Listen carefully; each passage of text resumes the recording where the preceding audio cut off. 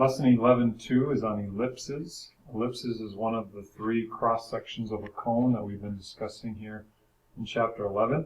The definition of an ellipse is in front of you. It says an ellipse is a set of all points in a plane, the sum of whose distances from two fixed points, called the foci, that's the plural for the word focus points, is in a plane is in a positive constant. So that's the definition. An ellipse is basically, it's an oval, okay? The mathematical term is an ellipse.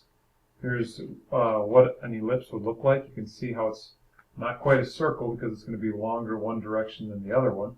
Sometimes your ellipse is longer horizontally, like the picture on the left. Sometimes the ellipse is longer vertically, like the ellipse on the right. This is something you're going to want to put on your note card. This is the standard form equation of an ellipse. You can see you've got x squared over a squared plus y squared over b squared equals 1. So it's two fractions being added together. There's going to be numbers where you see the a and the b are. Okay.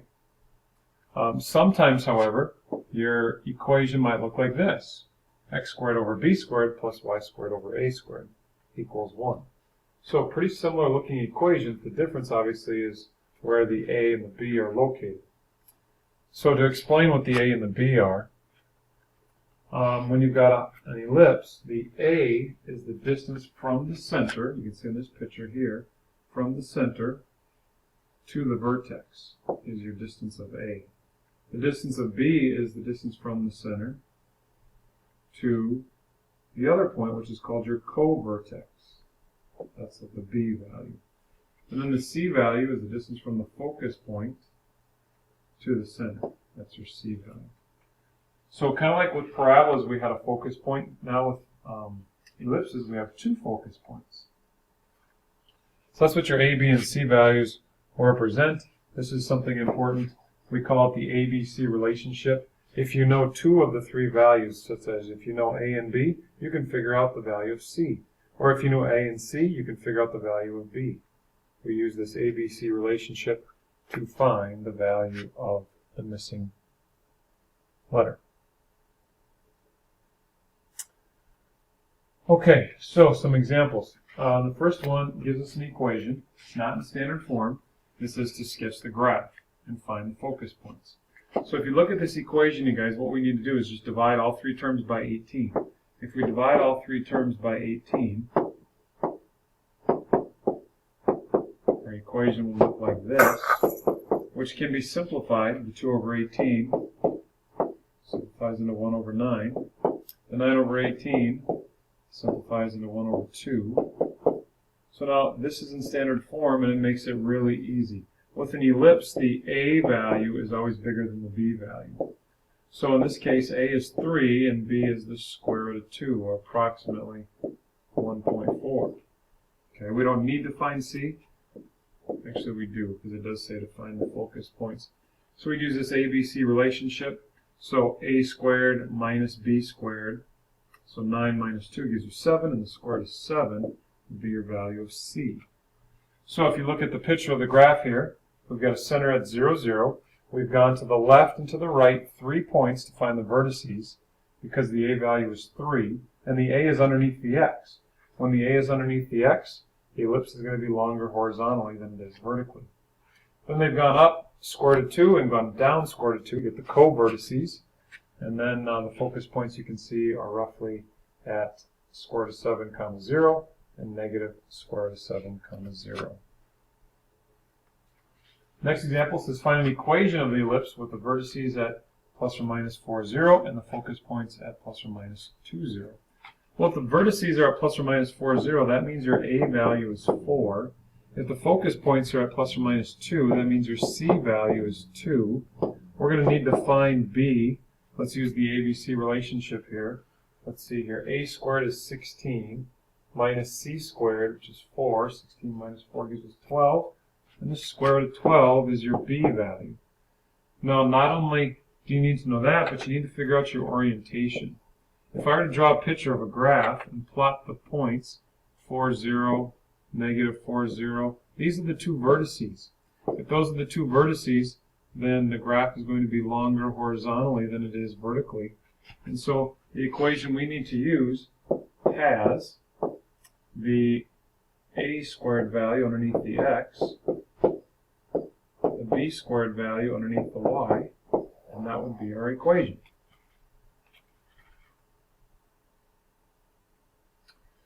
Now, what do we do when the center is not at 0, 0, but it's at some other point? Let's call that point h, comma, k. Then we would no longer use this equation. Instead, we'd have to use this equation here.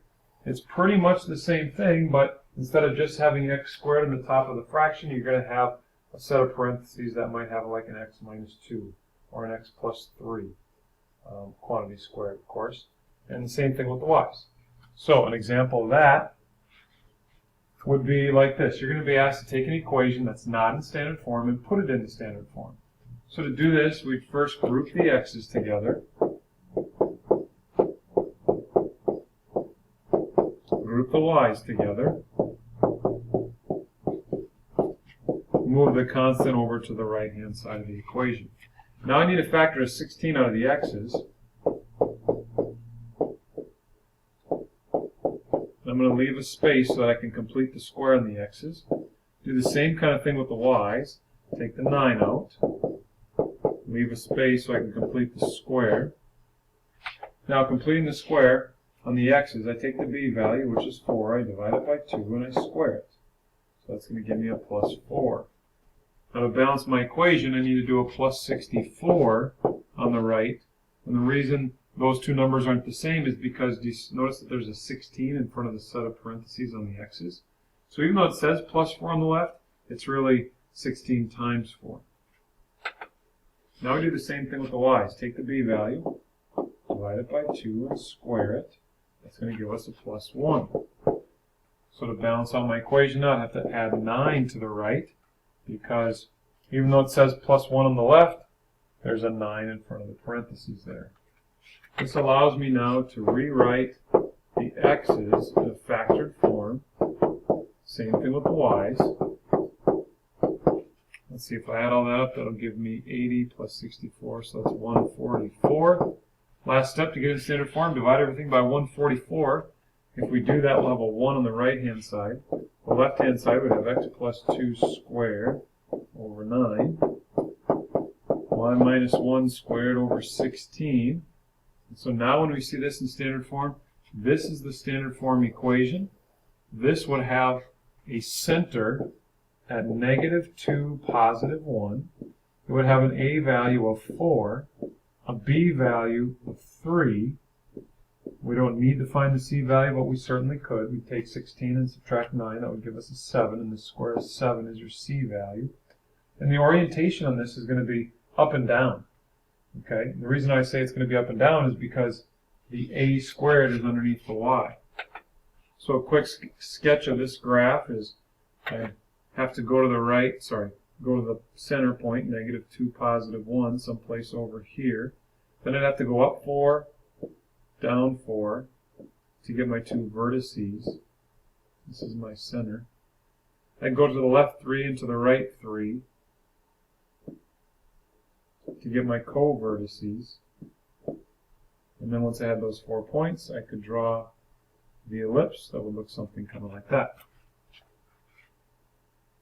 Here is a picture of what I just drew. You can see that has the same center point at -2, 1. We went up 4 and we went down 4 because the a value was 4. We went left 3 and right 3 to get the co-vertices. And got the same equation right here that we produced.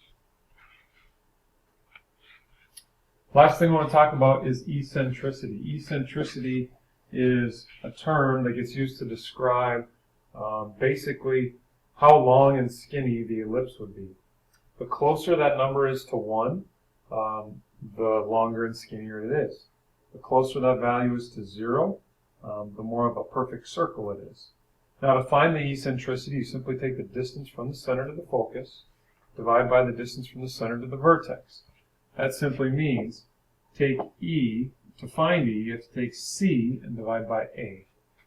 Okay, so that's how you would calculate eccentricity. There's going to be a few homework problems that talk about eccentricity. If they tell us that the eccentricity is equal to 2/3. Well, what that's telling you then, that's telling you that the C value is 2 and the A value is 3.